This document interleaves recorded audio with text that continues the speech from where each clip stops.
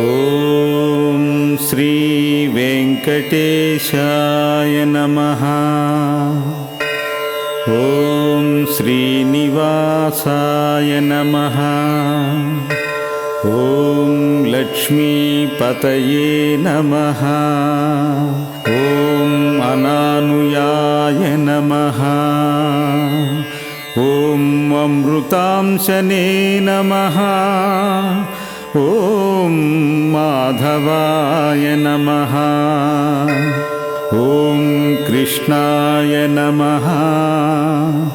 ఓం శ్రీహరయే నమః. ఓం జ్ఞానపంజరాయ నమః. ఓం శ్రీవత్సవక్షసే నమః. ఓం జగద్వంద్యాయ నమః. ఓం గోవిందాయ నమః.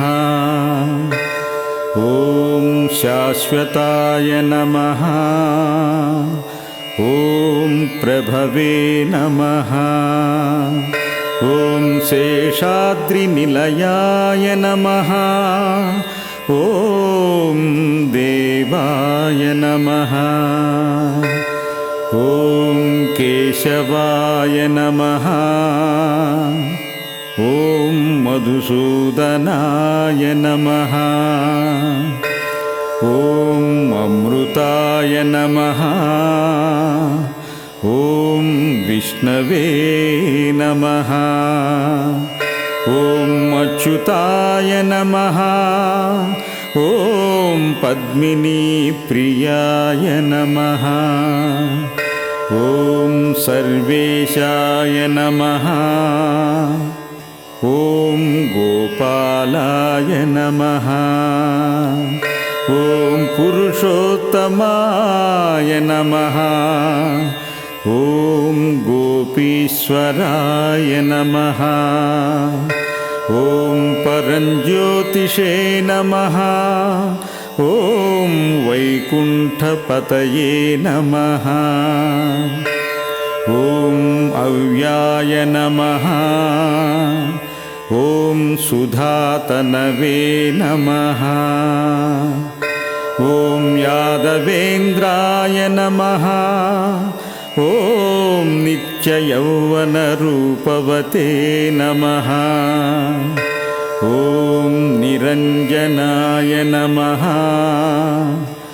ఓం విరాభాసాయ నమః. ఓం నిత్యతృప్తాయ నమః. ఓం ధరాపతయే నమః. ఓం సురపతయే నమః. ఓం నిర్మలాయ నమః.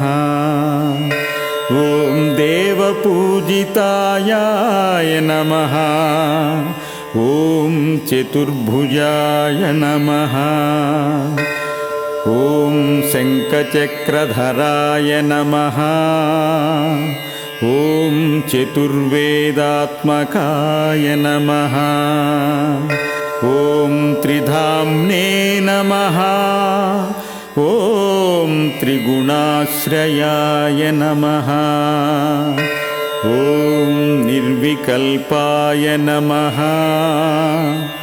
ఓం నిష్కళంకాయ నమః. ఓం నిరంతకాయ నమః. ఓం ఆర్తలోకాభాయప్రదాయ నమః. ఓం నిరుప్రదావాయ నమః. ఓం నిర్గుణాయ నమః. ఓం గదాధరాయ నమః. ఓం సారంగపాణయే నమః. ఓం నందకినీ నమః. ఓం శంఖధారకాయ నమః. ఓం అనేకమూర్తయే నమః. ఓం అవ్యక్తాయ నమః. ఓం కటిహస్తాయ నమః. ఓం వరప్రదాయ నమః. ॐ अनेकात्मने नमः। ॐ दीनबन्धवे नमः। ॐ जगत्वापिने नमः। ॐ आकाशराजवरदाय नमः। ॐ योगिहृत्पत्समन्दिराय नमः। ॐ दामोदराय नमः। ॐ जगत्पालाय नमः। ॐ पापघ्नाय नमः। ॐ भक्तवत्सलाय नमः। ॐ त्रिविक्रमाय नमः। ॐ सिंसुमाराय नमः। ॐ जटामकुटशोभिताय नमः। ॐ शङ्खमज्जोल्लसन्मञ्जुकिङ्किण्याढ्या नमः। ॐ कारुण्डकाय नमः। ॐ नीलमेघश्यामतनवे नमः। ॐ बिल्वपत्रार्चनप्रियाय नमः। ॐ जगत्कर्त्रे नमः। ॐ जगत्साक्षिणे नमः। ॐ जगत्पतये नमः। ॐ चिन्तितार्थप्रदायकाय नमः। ॐ जिष्णवे नमः। ॐ दशार्हयाय नमः। ॐ दशरूपवते नमः। ॐ देवकीनन्दनाय नमः। ॐ सौरये नमः। ॐ हयग्रीवाय नमः। ॐ जनार्दनाय नमः। ॐ कन्याश्रणतारेज्याय नमः। ॐ पीताम्बरधराय नमः। ॐ अनघाय नमः। ॐ वनमालिने नमः। ॐ पद्मनाभाय नमः। ॐ मृगयासक्तमानसाय नमः। ॐ अश्वरूढाय नमः। ॐ खड्गधारिणे नमः। ॐ धनार्जनसमुत्सुकाय नमः। ॐ घनतारलसन्मज्जकस्तूरितिलकोज्ज्वलाय नमः। ॐ सच्चिदानन्दरूपाय नमः। ॐ जगन्मङ्गलदायकाय नमः। ॐ यज्ञभोक्त्रे नमः। ॐ चिन्मयाय नमः। ॐ परमेश्वराय नमः। ॐ परमार्थप्रदायकाय नमः। ॐ शान्ताय नमः। ॐ श्रीमते नमः।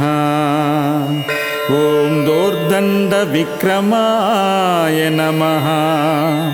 ॐ परब्रह्मणे नमः। ॐ श्रीविभवे नमः। ॐ जगदीश्वराय नमः। ॐ अलिवेलुमङ्गासहित वेङ्कटेश्वराय नमः।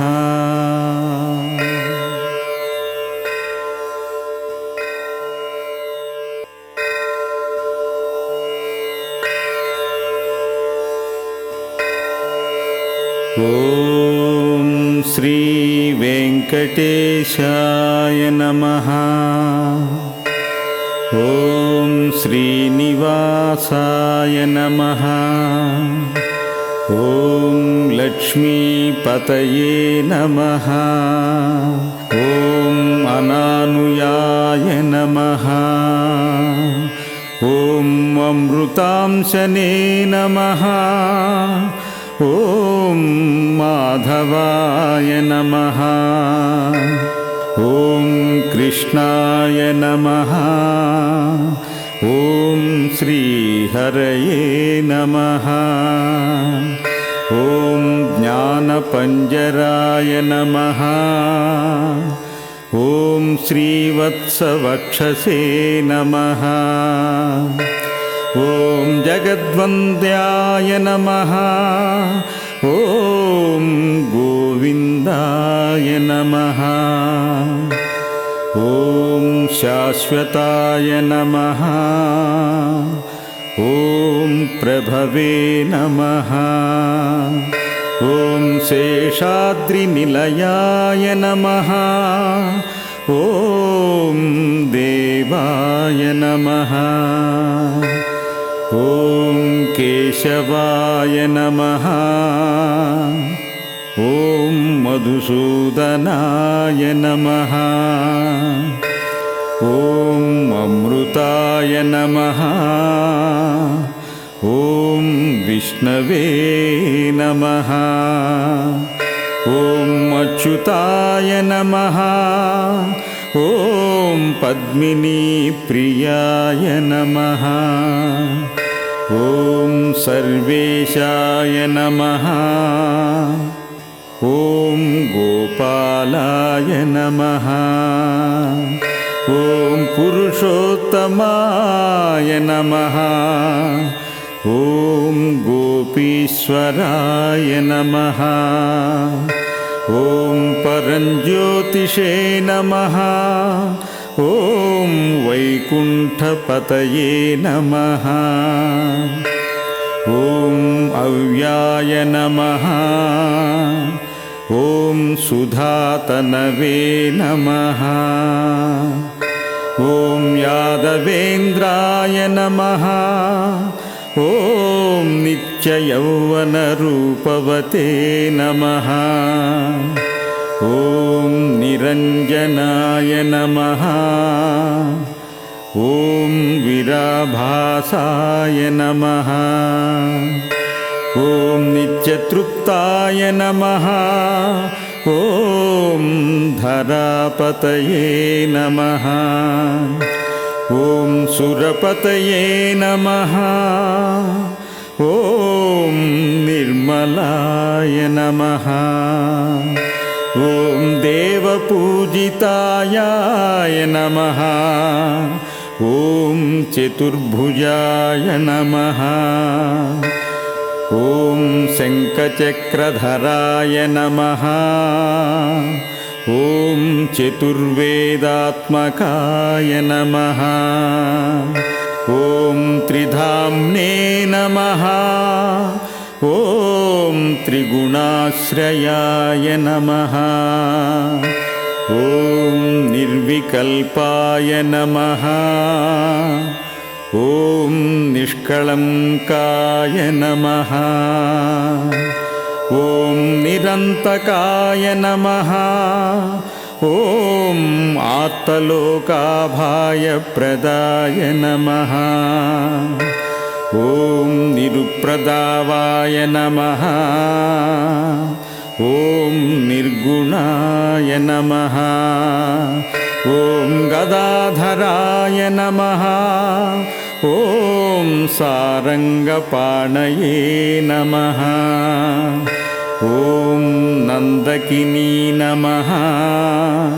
ॐ शङ्खधारकाय नमः। ॐ अनेकमूर्तये नमः। ॐ अव्यक्ताय नमः। ॐ कटिहस्ताय नमः। ॐ वरप्रदाय नमः। ॐ अनेकात्मने नमः। ॐ दीनबन्धवे नमः। ॐ जगत्वापिने नमः। ॐ आकाशराजवरदाय नमः ॐ योगिहृत्पत्समन्दिराय नमः ॐ दामोदराय नमः ॐ जगत्पालाय नमः ॐ पापघ्नाय नमः ॐ भक्तवत्सलाय नमः ॐ त्रिविक्रमाय नमः ॐ सिंसुमाराय नमः ॐ जटामकुटशोभिताय नमः ॐ शङ्खमज्जोल्लसन्मञ्जुकिङ्किण्याढ्या नमः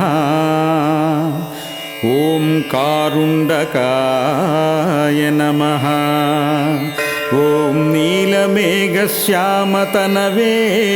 नमः ॐ बिल्वपत्रार्चनप्रियाय नमः ॐ जगत्कर्त्रे नमः ॐ जगत्साक्षिणे नमः ॐ जगत्पतये नमः ॐ चिन्तितार्थप्रदायकाय नमः ॐ जिष्णवे नमः ॐ दशार्हयाय नमः ॐ दशरूपवते नमः ॐ देवकीनन्दनाय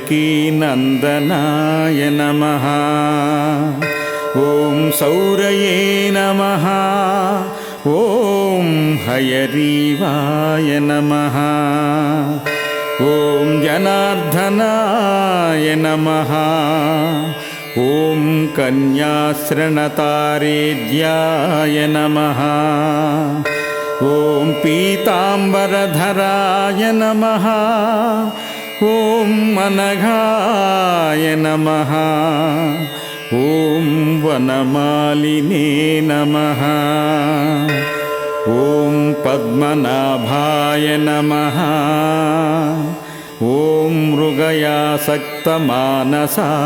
नमः ॐ अश्वरूढाय नमः ॐ खड्गधारिणे नमः ॐ धनार्जनसमुत्सुकाय नमः ॐ घनतारलसन्मज्जकस्तूरितिलकोज्ज्वलाय नमः ॐ सच्चिदानन्दरूपाय नमः ॐ जगन्मङ्गलदायकाय नमः ॐ यज्ञभोक्त्रे नमः ॐ चिन्मयाय नमः ॐ परमेश्वराय नमः ॐ परमार्थप्रदायकाय नमः ॐ शान्ताय नमः ॐ श्रीमते नमः ॐ दोर्दण्डविक्रमाय नमः ॐ परब्रह्मणे नमः ॐ श्रीविभवे नमः ॐ जगदीश्वराय नमः ॐ अलिवेलुमङ्गासहित वेङ्कटेश्वराय नमः।